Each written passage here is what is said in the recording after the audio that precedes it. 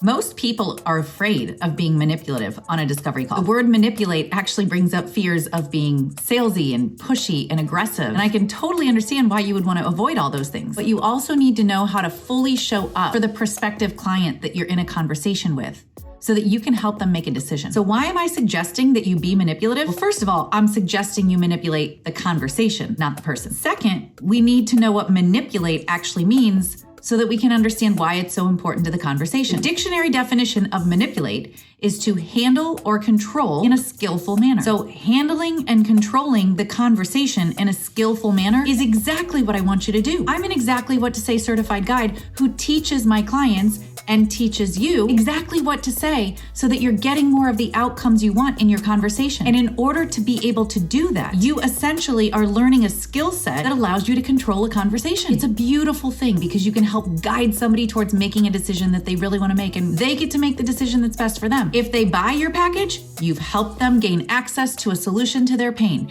If they decide not to buy it, you've helped them eliminate one of the potential solutions so that they can move on and find what is right for them. Either way, you're helping them. So I want you to manipulate the conversation so that it helps the person get to the point of making a decision. Let me give you 5 reasons why it's really important that you do manipulate on your discovery calls. First of all, people have normalized their pain. They've gotten to a point of, I'm fine. They've learned to live with it. Although it's not ideal, although they don't want to be living with that pain, they have found ways around it in their life that's gotten them to a place of, I'm fine.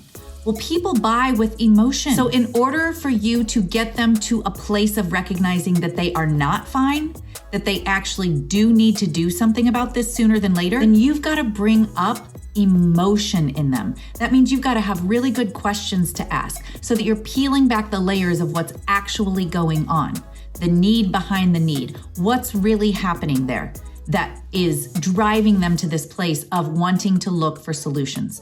And you've got to pull out that pain. Here's the thing. Yes, your program has wonderful results and wonderful positive benefits to somebody joining it. But those positive results and benefits are not enough. People need to feel pain in order to really feel moved to make a decision. And here's the thing. People will go way farther out of their way to avoid pain than they will to seek pleasure. So your job on a discovery call is to know how to bring out that pain so that you can get them closer to wanting to make a decision. The second reason you want to manipulate is because people that show up for a discovery call are looking for a leader. They are looking for somebody to guide them towards feeling better. They're looking for somebody to help them find the solution. Your job is to show up and be that leader and that guide and know how to use your words, know exactly what to say so that you are moving that conversation in a very efficient way towards that person making a decision. And this brings us into the third reason. It's because people want your help in making a decision. They are having trouble making a decision for themselves. Why? Change is hard. There's a lot of things that are going to have to change in their life when they make a decision to do something. It's a big investment. It's a big time commitment. It's a lot of changes to their lifestyle and their habits.